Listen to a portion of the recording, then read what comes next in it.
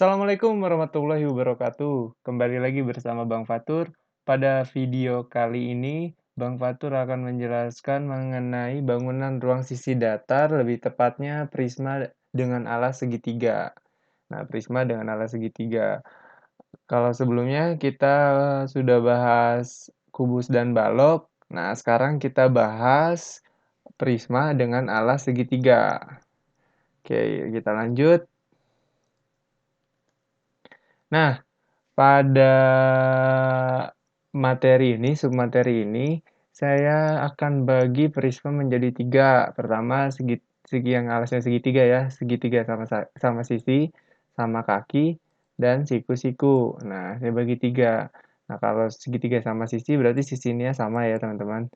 Kalau kaki berarti kakinya aja yang sama. Kalau siku-siku identik dengan bentuk siku nih, atau simbol siku-sikunya.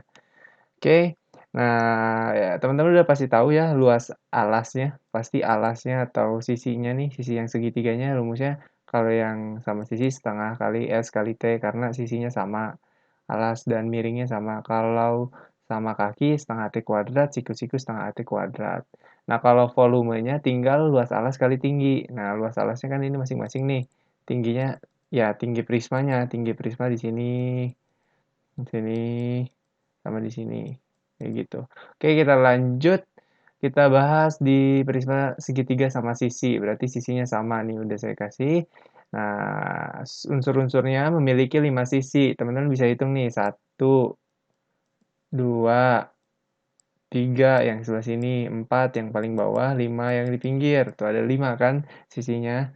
Nah, memiliki 2 sisi segitiga sama sisi. Nah, yang depan ini sama yang belakang.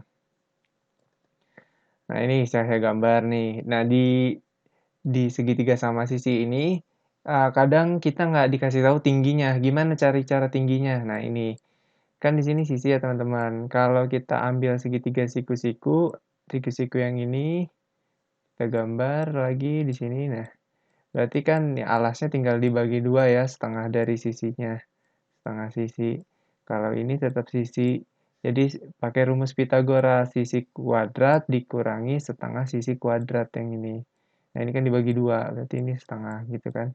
Setengah sisi. Nah, kuadratin. Ya, jadi dapatnya 3/4 sisi kuadrat. Nah, kan tinggal ini kan 4/4 dikurangi 1/4, 3/4. Gitu. Kalau ini hasil kuadratnya 1/4. Nah, terus memiliki tinggi prisma. Nah, ada nih tinggi prismanya. Yang mana dari satu segitiga ke segitiga yang lainnya. Sisi segitiga ke segitiga lainnya itu namanya tinggi prisma. Memiliki 3 sisi persegi panjang. Nah, 3 kan tadi ini yang sebelah kanan, kanan, kiri, sama bawah. Gitu kan. Bawah. Nah, ini kan bentuknya persegi panjang, maka bisa cari luasnya kan? Nah, nanti kita bahas. Memiliki 9 rusuk, yang mana aja? Segitiga kan ada 3 rusuk, di sini 3, di sini 3, tingginya juga ada 3, jadi 9. Nah, memiliki luas area. Nah, luas area itu berarti semua luas yang ada di bidang ini. Nah, yang pertama kan segitiganya ada 2 nih, segitiganya ada 2, berarti 2,5 AT kuadrat. Dan tinggi 3 prisma. 3 kali sisi kali tinggi prisma. Nah, yang ini yang dari sini nih, teman-teman. Nah, ini kan T kali S itu luasnya. P kali L. Nah, diganti di sini jadi T kali, misalkan T kali S atau S kali T. Nah, ini juga T kali S. Ini juga T kali S. Karena ada 3, jadi bisa kita tulis 3 S kali T atau T kali S. Kayak gitu. Nah, lanjut memiliki panjang rusuk. Panjang rusuk tuh jumlah panjang rusuk di dalam bangunan ini gitu. Nah, kita hitung. Kalau kita hitung dari segitiganya dulu, ada berapa sisi? Ini kan 1. Saya hapus dulu deh. Saya hapus dulu. Nih, ada berapa sisi yang ada di sini?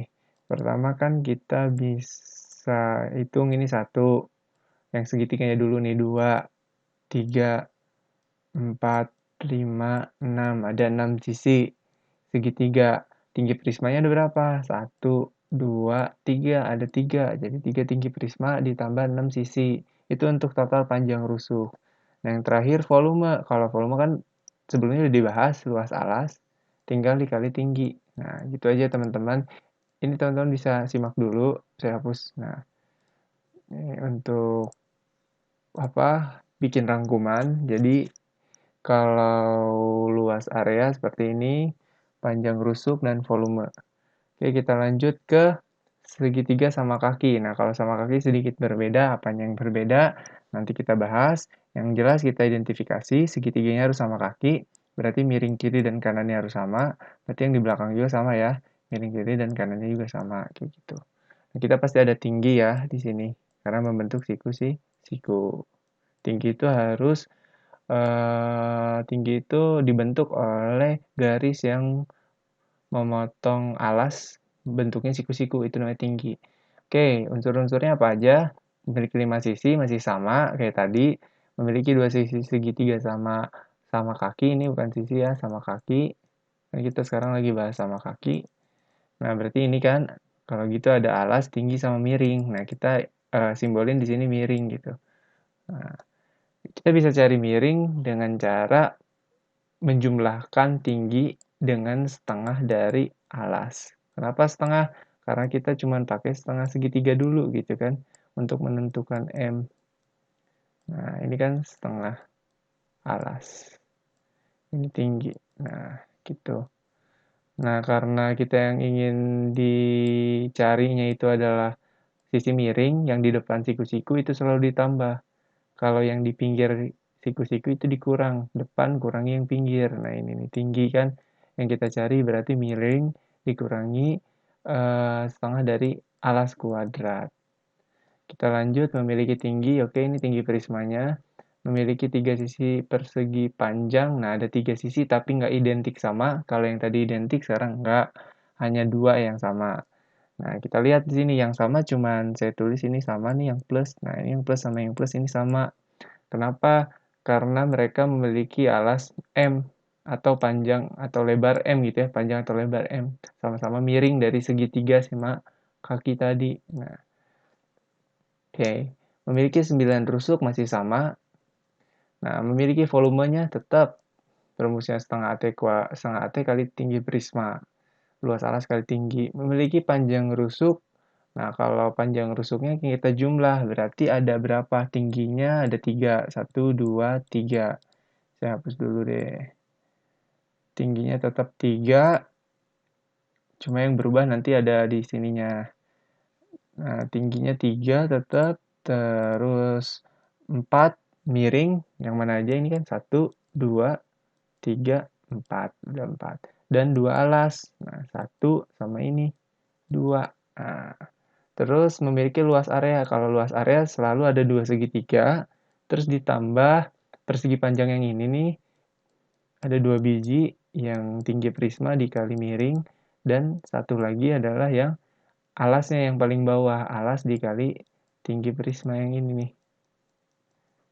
Gitu. Oke, kita lanjut ke segitiga siku-siku. Kalau segitiga siku-siku yang membentuk siku ini tandanya. Tinggi alas pasti di sini miring gitu ya. Nah, ini juga alas, tinggi, miring. Kita lanjut, memiliki 5 sisi masih sama, memiliki 2 segitiga siku-siku yang berhadapan, betul. Nah, ini siku-sikunya. Di sini pakai rumus Pitagoras. Kalau misalnya kita cari yang lebih panjang atau miring, itu kita jumlahkan alas dan tingginya, hasil kuadratnya. Terus diakarin. Tinggi pun, kalau tinggi dikurangi ya, yang paling panjang itu miring, berarti miring dikurangi alas. Bentuknya kuadrat, terus diakarin gitu kan. Nah, alas pun sama. Nah, ini teman-teman, ini udah dibahas di materi segitiga sih sebenarnya. Nah, punya tinggi prisma pasti. Memiliki 3 sisi persegi panjang. Waduh, kecoret nih. Memiliki 3 sisi persegi panjang. Tentunya punya 3 kan, teman-teman? Nah, cuman beda beda semua. Kalau yang tadi segitiga sama sisi identik semua, segitiga sama kaki cuma 2 yang sama. Kalau segitiga siku-siku itu udah beda semua. Jadi tinggi prisma sama semua nih di 3 persegi panjangnya, cuman alasnya itu beda. Ada tinggi, ada alas dari segitiga, dan ada miring dari segitiga. Oke, kalau rusuk masih sama ada 9, volume juga masih sama, memiliki panjang rusuknya. Nah, ini hati-hati, tinggi prismanya kan ada 3, nih udah nggak masalah. Aduh, kapus, nggak masalah. Nah, sekarang tinggal kita cek nih alasnya di sini ada 2, makanya 2 alas, 2 kali alas itu 2 alas. Terus 2 dikali miring karena miringnya ada 2 ya di sini sama di sini. Terus 2 dikali tinggi, tingginya pun ada 2, yang ini sama yang ini gitu ya. Nah, ini rumus singkatnya. Teman-teman bisa eh, tulis atau enggak rangkum. Terus yang terakhir biasanya luas limut atau luas area dari keseluruhan bangunan ini. Luas area. Nah, luas juga area ya, harusnya luas bangunan gitu ya. Luas bangunan keseluruhan. Nah, pertama ada 2 segitiga nih, 2,5 alas kali tinggi yang ini sama yang ini. Nah, berarti ini kan duanya bisa dicoret, tinggal alas kali tinggi ya gitu ya. Terus tinggi prisma dikali alas, karena ini yang pertama, yang ini yang pertama. Terus tinggi prisma, ini yang pertama tinggi prisma kali alas, terus ini yang kedua tinggi prisma kali tinggi, yang terakhir tinggi prisma kali miring. Nah, ini kali pelangi ya teman-teman, jangan lupa. Oke, mungkin ada satu lagi deh rangkumannya. Jadi gimana nih untuk unsur-unsur prisma itu n banyaknya rusuk sisi di alas. Kalau segitiga berarti ada 3 ya.